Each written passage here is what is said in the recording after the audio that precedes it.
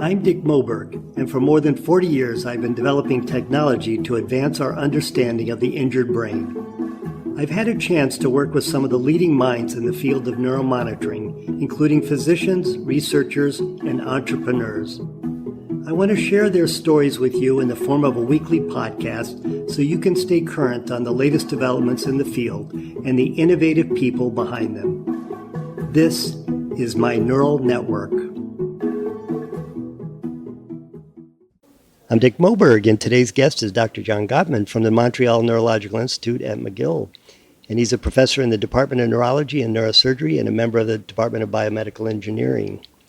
Dr. Gotman is internationally known in the field of epilepsy research and is considered by most to be the father of automated seizure detection. And certainly he's one of the earliest pioneers in this field. So welcome to the podcast. Thank you. You're one of the very few people I know who's successfully gone from a scientist to an entrepreneur to a business leader and then back to a scientist. And you just told me you were a scientist the whole time. So I want to give our listeners a little an idea of what that journey was like. So let's start back at the beginning, at least from my point of view, where I was a graduate student at Penn, and we got in the mail a tape from you. This is in the mid-'70s when I was working on my PhD with Dick Harner, one of the early epileptologists in Philly. We just gotten a PDP-11. We're very excited about trying this algorithm out. So that was a long time ago. And can you give us a sense of how did you get into this? And with that. Okay, sure. I mean, the history is a little, I'll go far further back because the history may be of some interest, at least it's fun. I was trained as an engineer, electrical engineer, with a specialization in computer science in France at the University of Paris.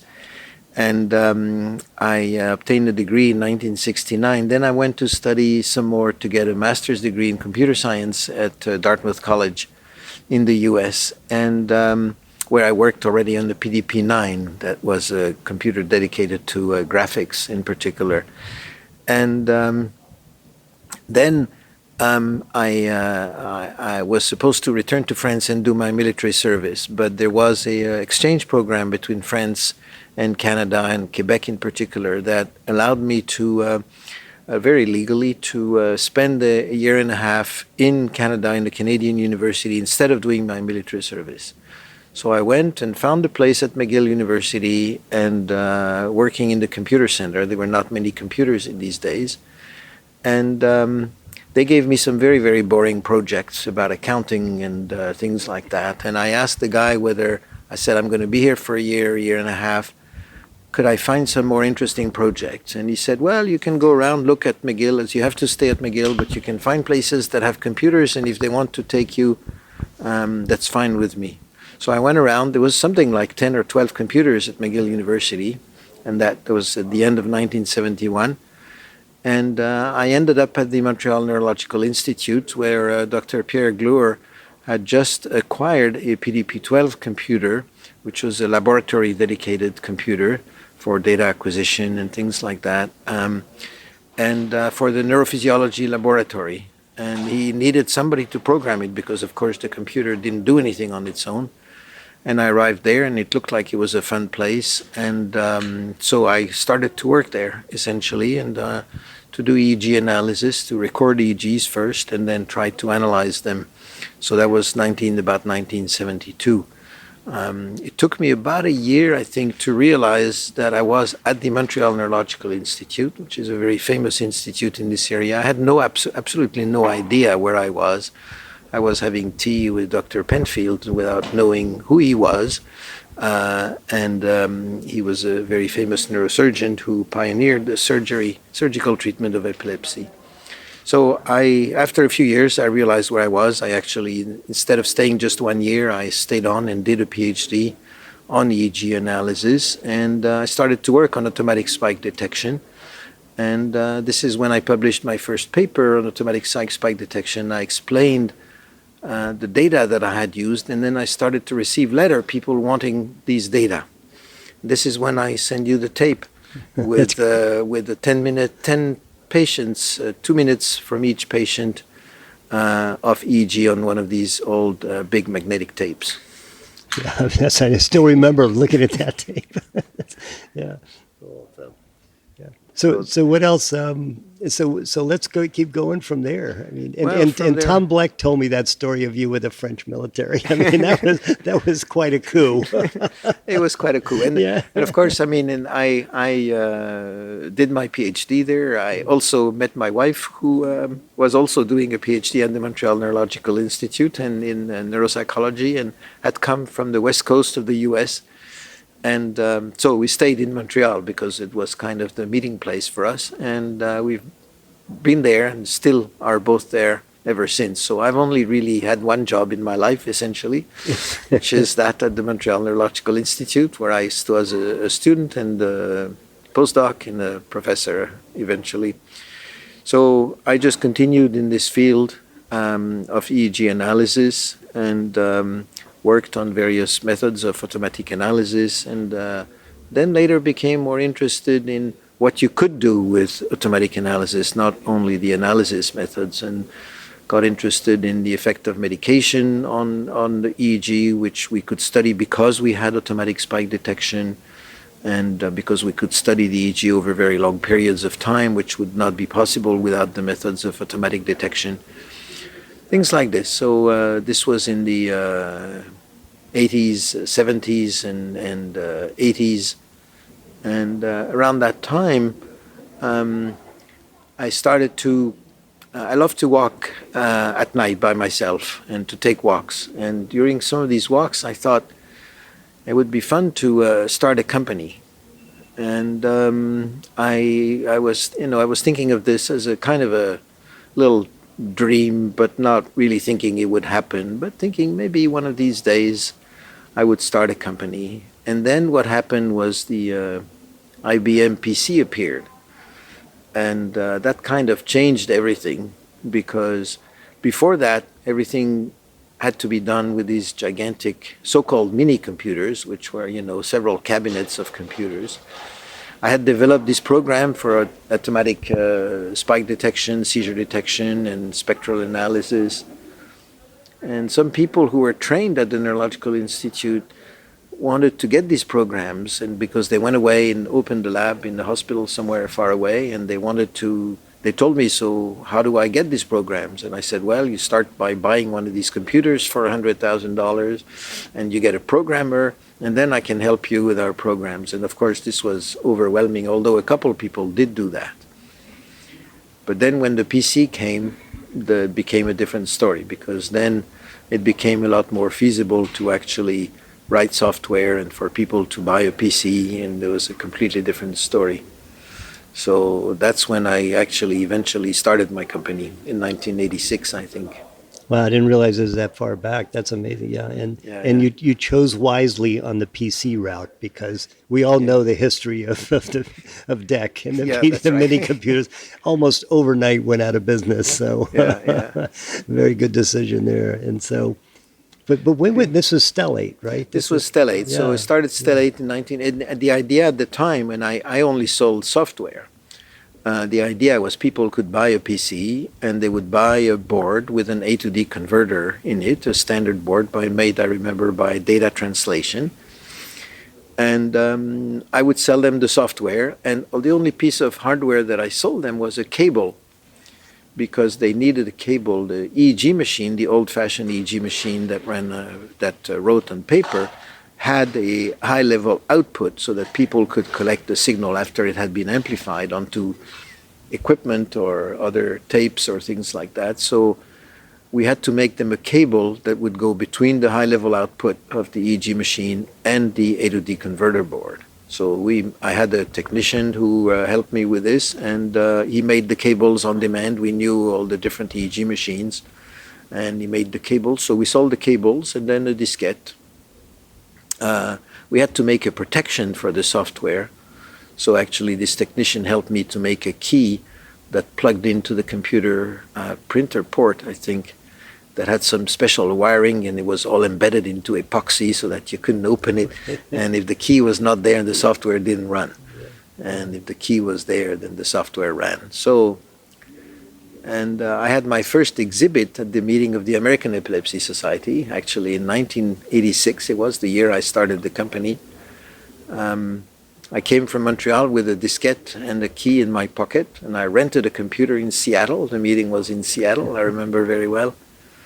And the computer was delivered to my room in my hotel, and I went to the booth and put my computer and put my software and showed my EEG analysis there. And it was a very strange feeling because people asked me how much it cost, and I told them it was $1,900, which is the price I had made for this. It was primarily spectral analysis and topographic analysis. And people asked me if I had forgotten 1 or 2 zeros to my price, because at the same time you could buy machines that were made by Nicolay in these days to do so-called beam analysis, which was a fancy topographic analysis, topographic map, and these machines cost about $300,000 or $400,000. I remember them very well, and Frank Duffy and all his work. That's right. So this was the price of the machine. So I was selling my software for $1,900, and but it picked up relatively quickly. That's great. Yeah. And then after some time, of course, we started to get into the hardware as well, because it was a period of transition where actually people started to do EEG only with a computer, without the paper. So then we had to provide amplifiers and better screens, and so that they, little by little became a digital EEG machine that we started to make, and we made the transition in the 90s to selling complete systems, and eventually networks of systems and complete solutions for hospitals for monitoring, EEG monitoring, and EEG laboratories. And so the company started, I have to say, with a programmer who worked during the day in my bedroom, not in my basement, but in my bedroom while my wife and I were both going to work. He came in and sat at the little PC that we had sitting on the table in our bedroom. And then when they had more than one person, then we moved them to the basement. And we had one large room in the basement, and there were up to 3 people working in the company.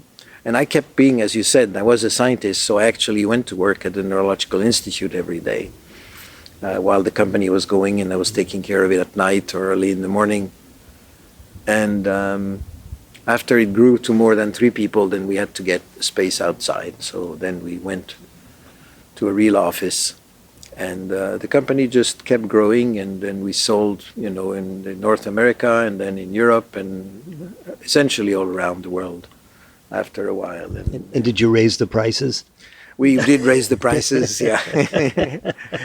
Well, after a while, of course, we stopped selling just software, and then we started, we sold complete equipment. Yeah, and that's an amazing story. And I remember those days in that you're always sort of limited by the power in the PCs. That's right. And fortunately, that was growing by, every year there was something faster and newer. And faster. And the screen was important, the screens got better and better because the resolution was not great at the beginning. Right. And we had the EGA and the VGA and the whatever. Right. And I remember that transition from paper to computers didn't go easy in the EEG world. I mean, there were people that were a little reluctant to make that switch, and then there was just a time where it went. Just like any technology. It was interesting because Pierre Gluer, who was my mentor and who was a very well-known neurophysiologist and electroencephalographer, immediately realized when he saw the potential of digital EEG, when I started to show him EEGs on the screen, and I could tell him, you can stretch the time scale, you can change the amplitude, you can change the montage, you can change the filters, and immediately picked up on that and said, this is fantastic and this is much better than paper. And he dropped the paper very quickly and wanted all his EEGs on the screen because of these abilities. And so that really encouraged me. But you're right that not everybody did that, and many people didn't think the quality was good enough to be, the paper was of better quality, and which was very illusory. Just because it was written with a nice pen did not make it of intrinsically better quality signal. But I mean, and storage was another issue is because, that's, we know what it is today, but back then, it wasn't that cheap. Yeah, well, this And, is actually, yeah. this is the reason that I started to do spike detection and seizure detection, because we started to have the ability to record the patient for several days, but we didn't have the ability to store the EEG for several days. There was no way we could store it. So the only way we could record for several days was to record in a discontinuous fashion. So what we used to do is to record maybe 20 seconds every 5 minutes to have a sample of how the interictal EEG was. And then we had a 2-minute buffer in the computer so that when the patient or the nurse saw a seizure, they would push a button, and then we would dump the 2 minutes before the push button and 2 minutes after, and hopefully the seizure was in there somewhere. But then we missed all the interictal activity, we missed on all the seizures for which nobody pressed a button because nobody saw it, because this was not recorded. If there was not a push button, nothing was recorded except these occasional samples. So that's why we needed the spike detection, the seizure detection, so that you could add to these random samples that were taken more intelligently because they had spikes or seizures. Lots of false detections, of course, as well, but still reduce the amount of data, from 24 hours to 1 hour with a high probability of interesting things in them. Yeah. Yeah. I mean, so let's keep going. So let's. So I know I know the history of Stellate, and a very successful company, and a company that people really bonded with. I think a lot of that was you being the founder. And how did you separate the scientific life from the business life, and how did that go? Well, before I started my company, I don't know. Probably you don't know Reginald Bickford. Does the name ring a bell? Very well. Yeah. You know. Okay. Sure. The CSA. He taught me everything right. I know about that. Well, so he started a company himself much before I did in the 70s, and it was based on PDP-11 on the cart, which did the CSA. And what he told me, because I was very interested, I had not started my company, but I was interested because I was an engineer, and I thought maybe one day. Anyway, what he said is that don't start a company if you want to retain your scientific credibility. And if you start a company, you will lose your credibility in science. And I pondered that for a while, and when I started my company, I thought, I don't want to lose my scientific credibility. I never wanted to stop being a scientist. And I thought I will make the gamble that I will be able to somehow manage to continue to be a scientist and have a company and run a business. And I'm not very sure what I did, but it's, without being presumptuous, it worked in the sense that I did retain my scientific credibility, and then I continued after I sold the company. And I think we built a company that had also some credibility in the commercial world and that people liked. I think that maybe one of the reasons for that possibility was that the company itself made equipment that was geared toward scientific usage. And we never sold our equipment for that much money. It wasn't more expensive than others. I think people felt it was a good deal. It had some scientific sides. People liked it because, of course, I knew what to put in the machine that could be useful to people who were interested in clinical research. And at the same time, I kept publishing papers which were not based on the company, were independent of what the software could do and things like that. So somehow I managed to retain the credibility, the scientific credibility, which was a great relief to me because I was anxious about that and I really did not want to lose that. So I don't really have a recipe for that, but I think, I don't know. I'm not sure. Well, no recipe, but you've shown it, at least it can be done, which I think would inspire other people to maybe not go the way Reg Bickford was suggesting. So, so that's good. Yeah. Well, but I think today the world has changed completely because now it has become very fashionable and almost, very much a plus if a scientist can get involved in a company. But I have to say that when I started, it was what Reginald Bickford was saying, which is that it was not considered well by the scientist. And I did not go around in the scientific meetings to tell everybody that I had a company. I did not hide it. I told the chairman of my department, I told my colleagues, but it was absolutely not a plus in my CV. In my CV, for questions of promotions, there was never any mention that I had a company, because this was, people didn't really look at me negatively, but there was absolutely no positive side with respect to my scientific career, unlike what it is today. And Stellate was actually the first spin-off of McGill University. And, really? Cool. And we actually gave a lot of royalties. I think over all the years of Stellate, I think the company gave something like $1.3 or $1.4 million to the university in royalties, because we used the methods that I had developed with research grants at the university. Yeah. And now every university has a department that does technology transfer. That's right. And tons of lawyers. And there was one person in there who was working part-time on this question and didn't know what to do and how to make an agreement. And, that's interesting. Yeah. So I have a question. When in those early days, that I certainly remember, I was very involved in the small computer sort of revolution. I knew a lot of the big names. I started a computer company, a computer club in Philadelphia. And so, Bill Gates came to visit us, and it was in the very early days, and I'd met Steve Jobs when he was selling the Apple II at a little table and all that. And it's like back then, what we were just talking about, the technology really paced the EEG development. So, memory we talked about and all that. It seems now, so let's go forward to today.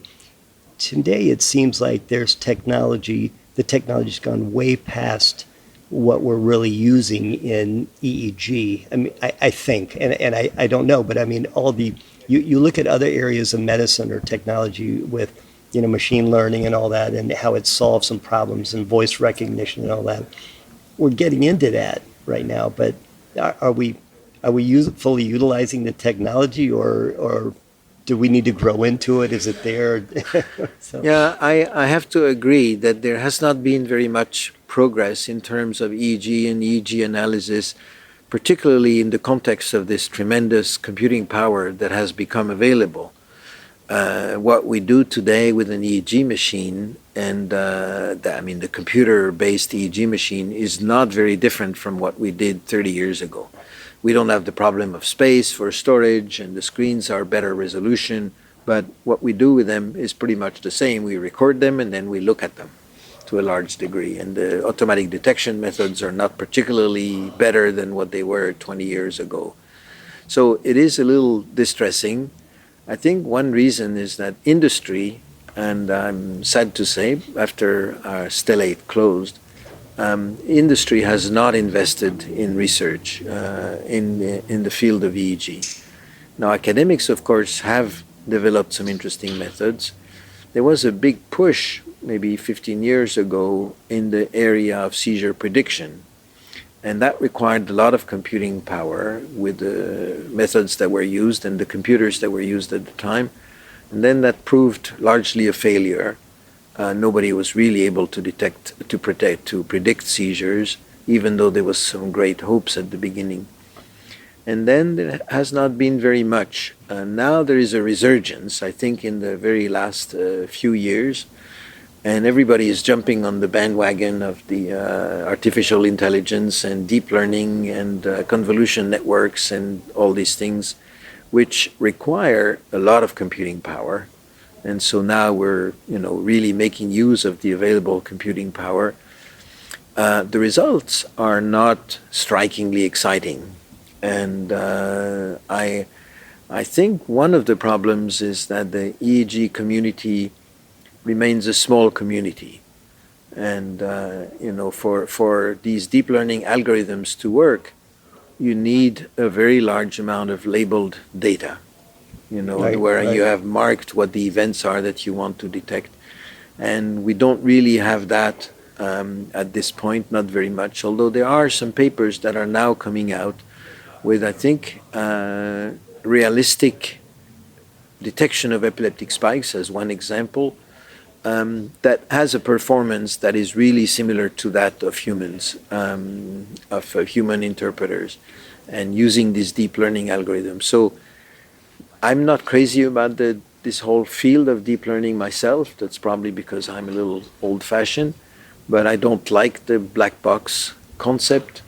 I don't like to know that, I can detect it, but I don't know how. And if the detection method does not work very well, I cannot improve it except making a bigger one without really understanding what I'm improving.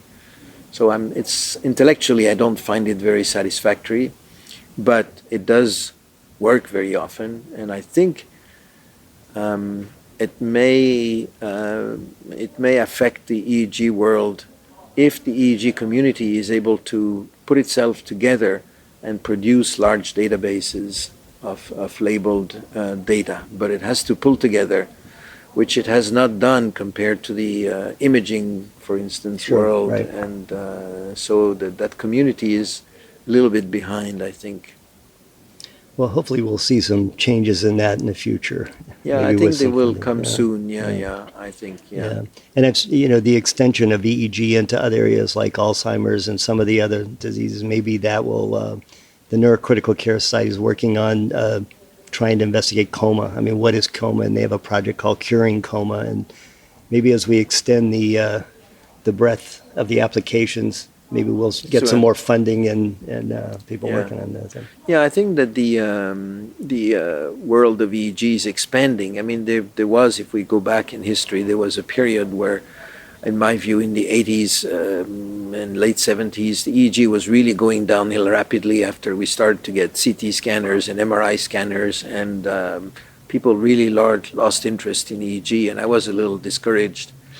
But there's a tremendous resurgence of interest now, and lots of studies and cognitive studies and medical-oriented, coma and intensive care monitoring, apart from epilepsy, and particularly in the study of cognitive disorders, I think. So there's lots of avenues opening, and I think maybe with these new methods, we will find some interesting results. I mean, EEG remains a unique approach to the study of the brain, and there's nothing like it, and nothing new has come that replaces it in any way, as far as I can tell. Right. Yeah.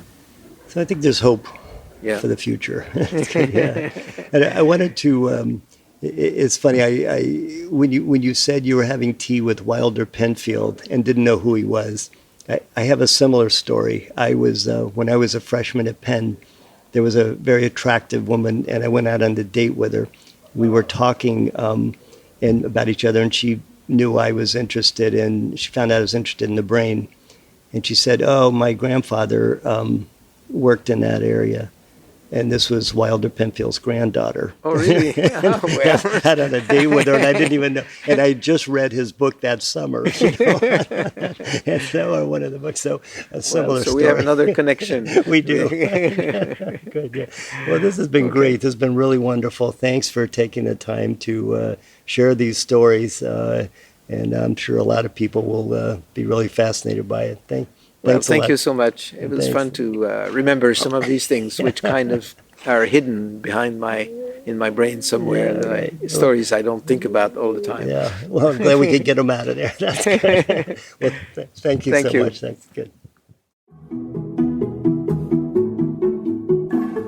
So thanks for listening to this week's podcast.